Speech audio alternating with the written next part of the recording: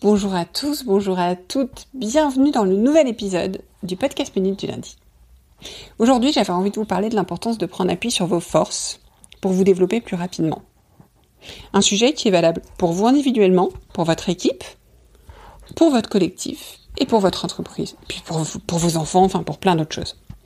C'est une pratique naturelle chez certains, mais une pratique qui maintenant fait l'objet d'une méthodologie qui s'appelle l'Appreciative Inquiry, qui a été développée aux États-Unis et qui a été, entre guillemets, apportée en France par notamment Jean-Christophe Barali, qui est cofondateur de l'Institut français d'Appreciative Inquiry. Et j'y pensais parce que il y a eu très récemment un coup de projecteur dans le magazine de la NDRH, donc l'Association nationale des DRH, sur le sujet.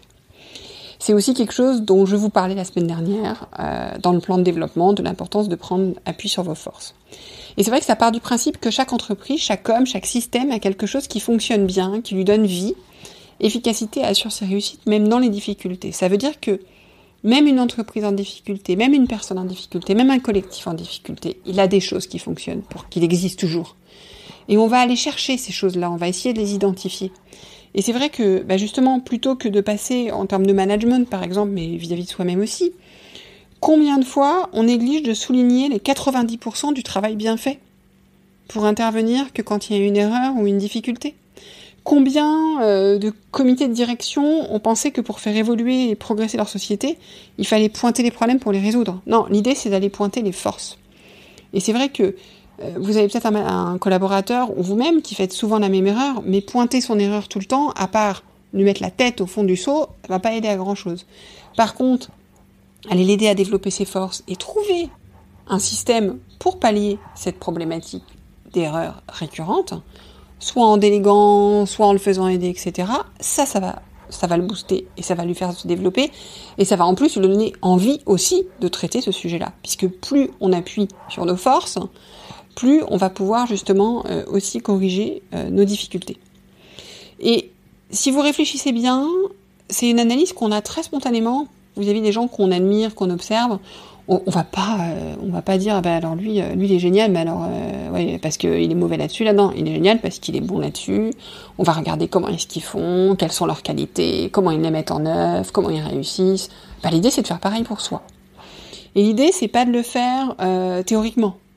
L'idée, c'est de le faire ni comme ça à l'intuition. C'est vraiment d'aller chercher, documenter toutes les fois où on a été satisfait, où on a connu une réussite. Alors, quand je parle de réussite, je sais qu'il y a des gens qui n'en voient pas parce qu'ils pensent que pour réussir, non, la réussite, ça peut être une toute petite chose. Donc l'idée, l'approche de l'Appreciative Inquiry, c'est d'aller, d'abord de définir un désir commun ou personnel selon la situation. Il faut savoir où on veut aller d'un projet. Je vous le fais très très court là, mais dans le principe, on définit donc un projet. Ensuite, on va aller voir à quel moment on a connu des succès qui peuvent œuvrer à ça, ou en tout cas déjà des succès dans nos pratiques.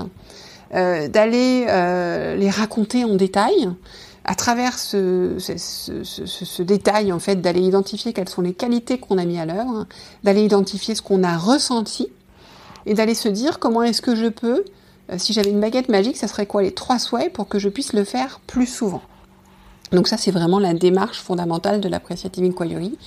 Et puis à partir de là, on va pouvoir identifier des actions à mettre en place, identifier des choses à mettre en place et construire un futur différent pour soi ou ensemble.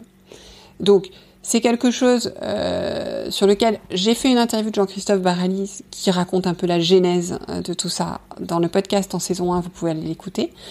Ils ont, avec son associé, écrit des ouvrages extrêmement bien faits. Ils font aussi une formation qui est extrêmement bien faite. En tout cas, c'est quelque chose que je vous encourage à aller explorer parce que ça, c'est assez puissant. Moi, je l'ai testé sur des collectifs. Je l'ai testé, donc je suis bien sûr certifiée, mais je l'ai testé sur des collectifs. Je l'ai testé personnellement. Je l'ai testé avec mes enfants, mes adolescents. Avec des personnes de mon entourage en difficulté justement et je trouve qu'il y a une forme de vrai pouvoir magique, ça fait du bien et je pense que quand on parle de responsabilisation, d'activation de l'intelligence collective et de confiance qui sont au cœur des problématiques de ce podcast et du programme de l'entreprise de demain, c'est un levier intéressant. Donc je vous encourage à aller le découvrir et je vous dis à la semaine prochaine.